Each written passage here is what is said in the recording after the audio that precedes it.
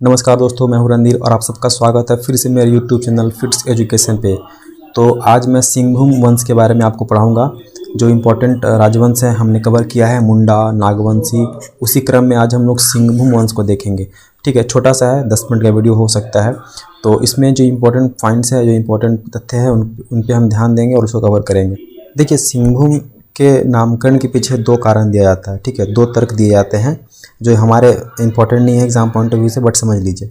हो जनजाति के अनुसार हो समुदाय के प्रमुख देवता सिंहभूंगा के नाम पर इस क्षेत्र का नाम सिंहभूम रखा गया। ये पहला तर्क दिया जाता है। ठीक है, ये तर्क है, ऐसा गारंटी नहीं कि यही हुआ था। दूसरा तर्क ये दिया जाता है कि सिंहवंश के पारिवारिक इतिहास ग्रंथ वंश प्रथा लेखन के अनुसार इस क्षेत्र में सिंहवंश की 2 शाखाओं ने शासन किया, जो कि सही है, अभी हम देखेंगे आगे। जिसके आधार पर इस क्षेत्र को सिंहभूम कहा गया। इस वंश के शासक राजस्थान के राठौर राजपूत के वंशज थे। ये इंपॉर्टेंट है, याद रखना है। सिंहवंश के जो है वो राठौर राजपूत वंशज के वंशज थे, है ना। चलिए, तो जो सिंहभूम वंश है इसके 2 शाखाएं थी।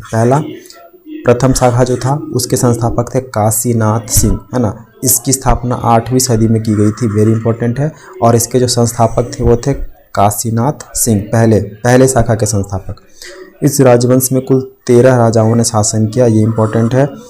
आरंभ में छोटा नागपुर के नागवंशी राजाओं के अधीनता स्वीकार की, मतलब नागवंशी जो इसके पहले राजा थे, यहाँ पे शासन था, उसकी अधीनता थे इनके, उसके अंदर में थे ये लोग। ठीक है, बाद में इन्होंने अपने आप को स्वतंत्र घोषित कर लिया। नेक्स्ट हमारे यहाँ पे है दूसरा सिंह वंश की दूसरी शाखा। देखो, इसमें से आपको क्या याद रखना है, बस 2-3 पॉइंट याद रखना है कि इस सिंह वंश की स्थापना जो है वो 18वीं सदी में हुई थी। ठीक है, 8वीं सदी में हुई थी, सॉरी माफ़ कीजिएगा। उसके बाद इसकी जो स्थापना हुई थी 8वीं सदी में, वो काशीनाथ सिंह ने किया था। तो ऐसे क्वेश्चन पूछता है कि सिंह वंश के प्रथम शाखा की स्थापना, है ना, प्रथम शाखा की स्थापना किसने की? तो काशीनाथ सिंह ने की।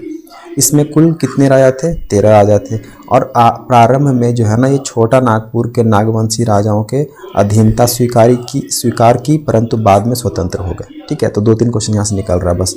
सेकंड है आपका कि सिंहवंश की दूसरी शाखा जो कि 1205 में स्थापित हुई। तो ये देख लो, दूसरी शाखा 1205 में हुई थी और पहली वाली 8वीं सदी में हुई थी। ठीक है, दूसरी शाखा के संस्थापक दर्प नारायण सिंह है, ये क्वेश्चन पूछा गया है। ठीक है, इसको याद रखेंगे।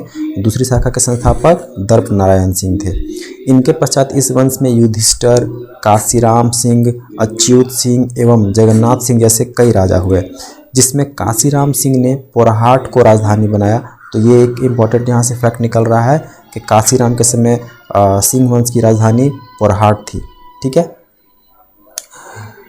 पोरहाट केंद्र के रूप में विकसित किया गया। इन्होंने पौरी देवी को सिंह वंश की कुल देवी रूप में स्थापित किया। तो पौरी देवी को सिंह वंश, यानी इनके वंश के ये कुल देवी माने गए। ठीक है, सेकंड नंबर पे है कि अर्जुन सिंह प्रथम को बनारस से तीर्थ यात्रा कर लौटते समय इन्हें बंदी बनाकर कटक ले गए। तो यहाँ से क्वेश्चन पूछता है कि किस सिंहभूम राजा को, है ना, कटक में बंदी बनाया गया था। बनारस से तीर्थ यात्रा करने के दौरान कटक में, यानी कि उड़ीसा में बंदी बनाया गया था अर्जुन सिंह को। तो अर्जुन सिंह प्रथम को बनारस से तीर्थ यात्रा कर लौटते समय इन्हें बंदी बनाकर कटक ले गए, परंतु बाद में छोड़ दिया गया।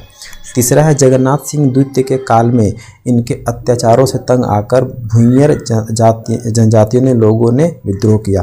तो किनके शासन में जो है वो भूंयर जनजाति ने विद्रोह किया? ये जगन्नाथ सिंह के काल में किया। तो यहाँ से बस आपका यही 3-4 क्वेश्चन था, छोटा सा टॉपिक था।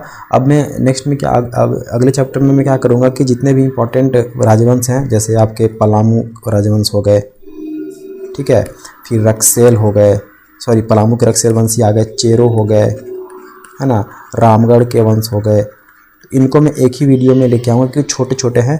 और मैं कोशिश करूँगा कि इसको MCQ के फॉर्म में लेके आऊँ आपके पास, है ना, क्योंकि MCQ से ही सारा आपका क्वेश्चन जो है वो क्लियर हो जाएगा।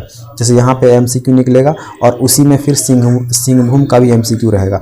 तो एक ही वीडियो में सिंहभूम, पलामू वंश, रक्सेल वंश, चेरो वंश, रामगढ़ वंश, ये चारों कवर हो जाएगा। ठीक है, तो इसको अच्छे से आप रिवाइज कीजिए, नोट्स बनाइए। मिलते हैं अगले वीडियो में। Thank you so much.